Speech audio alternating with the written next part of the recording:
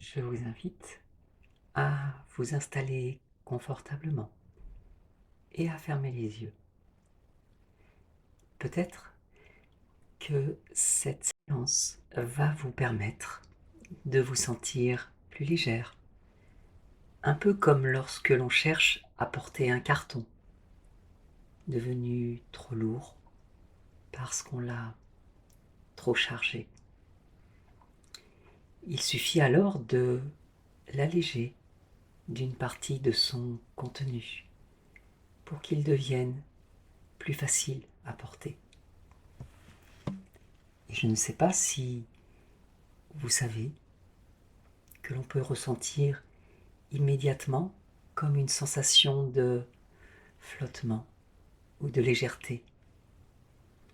Mais je sais que ce ressenti est souvent présent dans des séances d'hypnose comme celle-ci. Peut-être avez-vous déjà assisté au déchargement des valises de la soute à bagages d'un avion. Ramené au nombre de passagers, on imagine facilement qu'un tel déchargement puisse représenter plusieurs tonnes. Lorsqu'il s'agit de charge mentale, on ne va pas la quantifier de la même façon, mais l'on peut tout à fait imaginer, si on le souhaite, que l'on va, en quelque sorte, alléger le cerveau de chaque bagage susceptible de l'encombrer. Et l'hypnose va permettre ce déchargement. Alors, si cette séance vous permet de visualiser ce déchargement, c'est parfait. Et même si elle ressemble à un moment de relaxation profonde où vous vous sentez merveilleusement bien, comme si vous étiez au cœur de la nature, dans une balade en forêt, c'est parfait. Dans l'histoire, c'est notre inconscient qui va faire ses choix pour rassembler toutes ces conditions afin de vous faire atteindre ces sensations de détente. Et si toutefois la détente apparaît avant que l'inconscient n'ait tout d'abord effectué ses choix, vous pouvez tout aussi bien choisir d'accueillir cette sensation de bien-être si propice à la légèreté. Quoi qu'il en soit, il fera le choix de toutes les histoires que je vais raconter, que vous pouvez choisir d'entendre, sans même les écouter ou pas. Alors, si par moment vous sentez que vous vous égarez au fil de tous ces récits, sachez que votre inconscient veille et qu'il ne perd jamais le fil. Et d'ailleurs, cela me fait penser à cet homme qui, depuis de très longues années, travaillait dans un bureau, dans le service comptabilité d'une entreprise de fourniture de bureaux. Son travail était irréprochable. Il était d'une grande fiabilité. Et un lundi matin, il se présenta à son bureau et il fut très étonné de trouver assis à sa place son propre patron. Et celui-ci lui dit : « Tu es un employé modèle. Tu travailles depuis plus de 20 ans dans mon entreprise.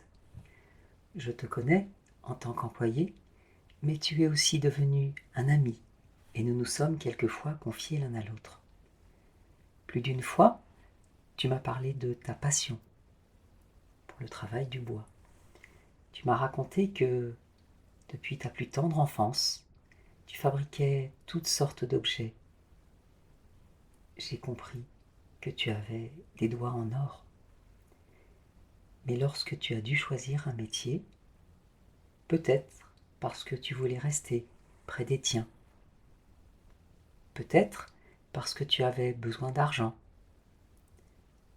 sans doute parce que tu avais fait des études de comptabilité, peut-être aussi parce que cela rassurait tes proches que tu aies un salaire fixe, tu as posé ta candidature dans mon entreprise.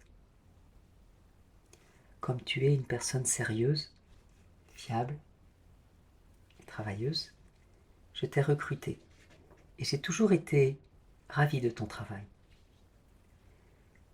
Alors je pourrais te demander de t'asseoir à ta place et de faire ce que tu as toujours su faire. Mais j'ai choisi de t'inscrire à une session de formation en menuiserie pour que tu puisses découvrir un peu plus ce métier du travail du bois que tu as toujours aimé. Tu auras toujours ta place ici si tu le souhaites, mais il est temps pour toi de donner la possibilité d'écouter tes ressentis et de t'imaginer dans cette activité autrement que dans nos conversations. L'employé partit en formation. Il redécouvrit le travail du bois,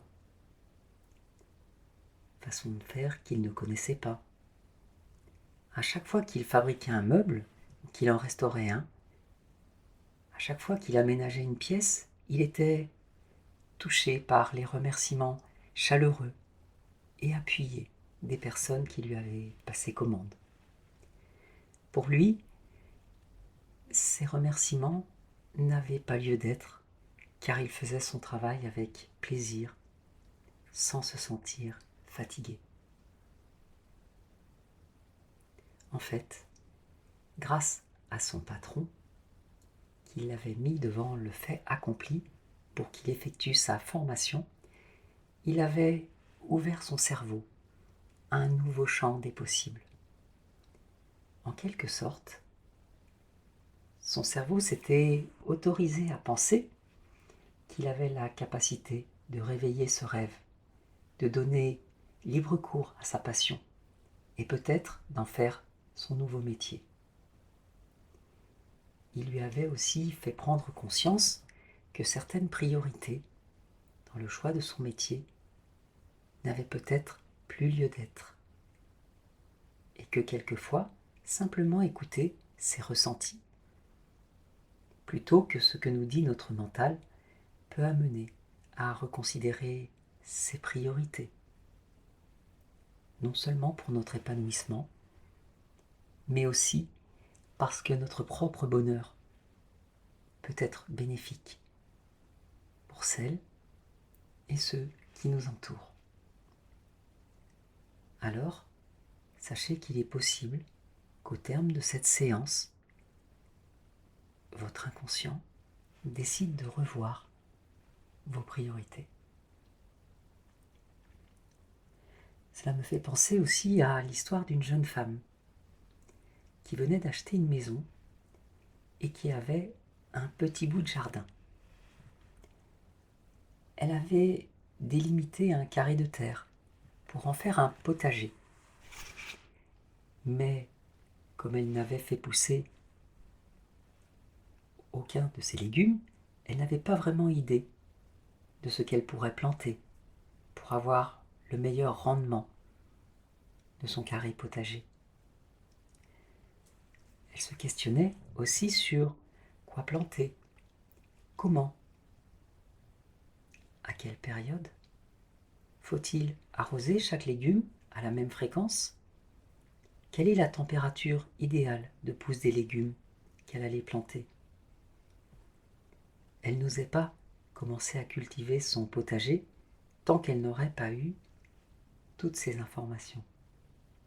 Cela allait sans doute lui prendre plusieurs jours de recherche sur Internet ou d'échanges avec des voisins plus habitués à la culture des légumes, voire des échanges sur les marchés où elle achèterait ses plants et ses graines. Pourtant, elle était parfaitement consciente que, avec ou sans ces informations, elle avait vraiment envie de faire son potager et qu'elle le ferait. Alors, pourquoi retarder le début de la culture de ces légumes? Tout simplement parce que les conseils qu'elle allait trouver lui permettraient d'imaginer son potager complètement réussi une fois terminé. Quelquefois, nous avons besoin d'imaginer le résultat, aller chercher les informations simplement nécessaires à l'obtention de ce résultat.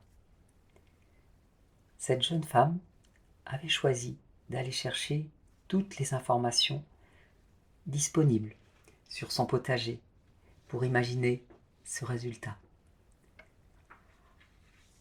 Alors il est possible que vous vous demandiez pourquoi je vous raconte cette histoire. Et au fond, cela n'a aucune importance parce que votre inconscient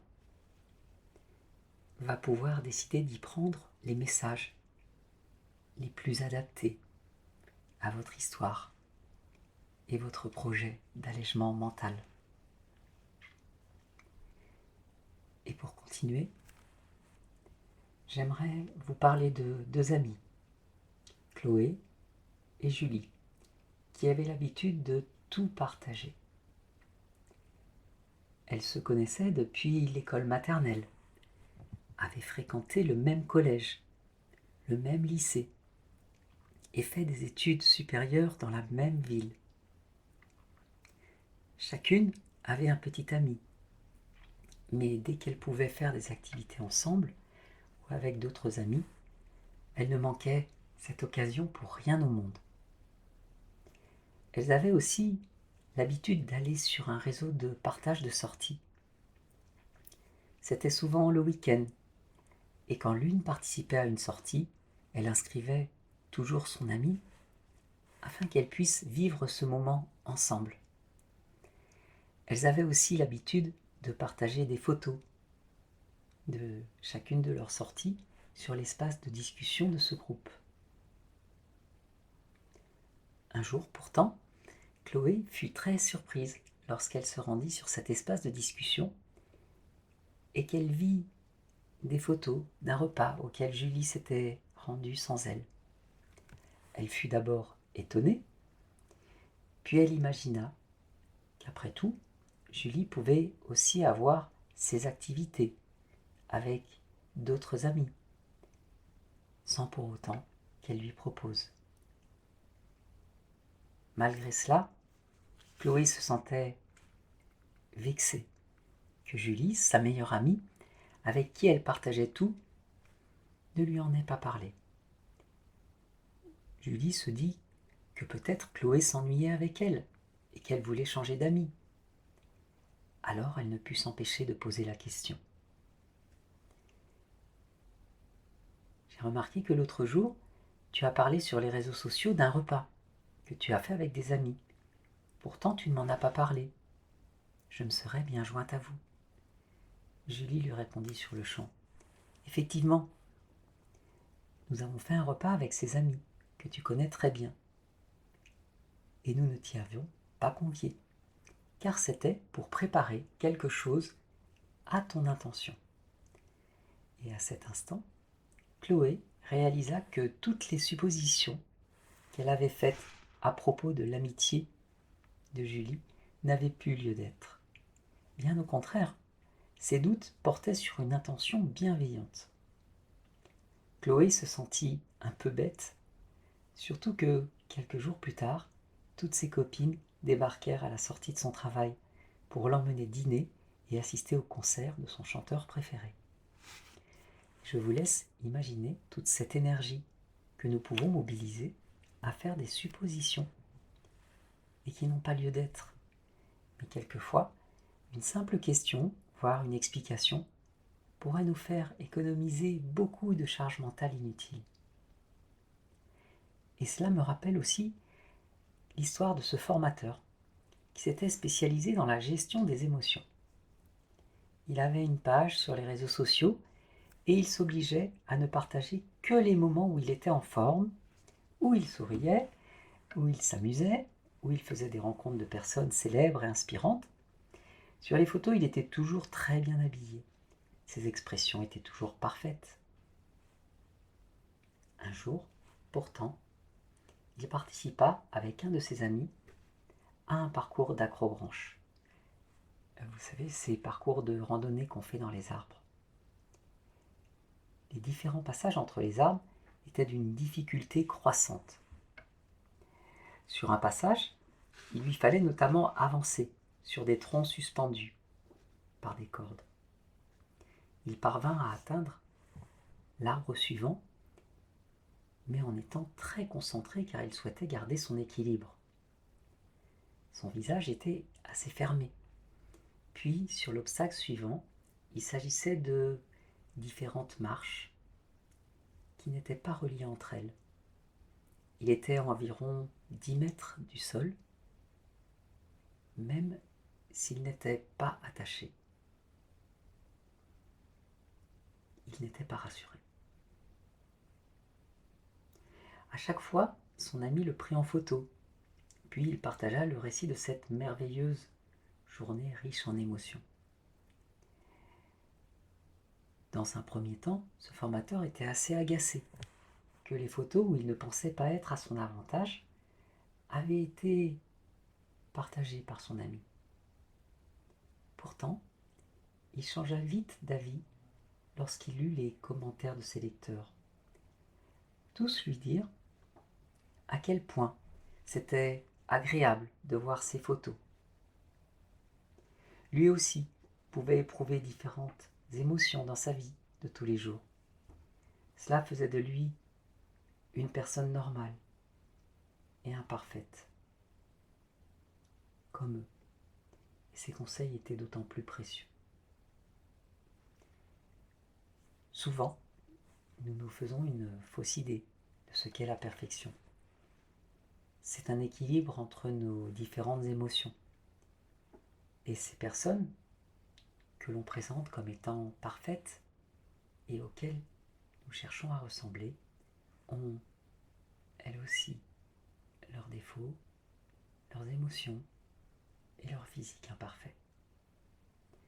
Et cela peut-être va diminuer cette pression que l'on se met à toujours vouloir afficher une vie parfaite, alors que notre lâcher-prise nous permettrait de nous autoriser à vivre une vie imparfaite et tout à fait géniale.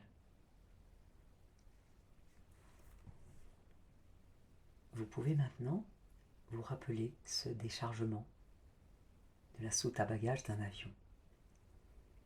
Imaginez que vous déposez l'intégralité de cette charge mentale sur le chariot qui va acheminer les bagages jusque dans l'aérogare.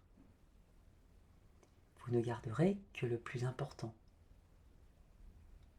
et vous prenez le chemin d'une vie que vous avez choisi de vivre avec plus de légèreté, simplement parce que vous avez souhaité laisser de côté les mentalisations et les gamberges inutiles qui vous surchargent. À partir de maintenant, votre inconscient va tout mettre en œuvre pour vous alléger de cette surcharge mentale. Au fil des histoires, il aura sélectionné les bonnes informations pour vous permettre de vous organiser différemment, pour vivre plus intensément le moment présent, pour prioriser certaines actions, pour en relativiser d'autres et aller jusqu'à les confier à d'autres que vous. Rappelez-vous que tout votre temps est à vous. Que vous soyez seul ou avec d'autres, c'est vous qui décidez du temps que vous consacrez à autre chose. Imaginez-vous maintenant, d'ici quelques jours, heureux ou heureuse de constater que cette séance a fonctionné. vous vous sentez plus allégé et maître ou maîtresse de votre temps. Certes, vos emplois du temps peuvent être encore remplis, mais vous accordez une importance différente à chaque chose et cela vous soulage. La surcharge mentale n'est plus là. D'ici quelques instants, la séance va se terminer, tout en douceur, et vous allez pouvoir revenir à la réalité, ici et maintenant. Votre inconscient va continuer à œuvrer pour votre épanouissement et votre sérénité. Et quand vous le souhaiterez, à votre propre rythme, vous pourrez simplement revenir ici et maintenant en réunissant toutes les parties de votre être et doucement vous pourrez rouvrir les yeux.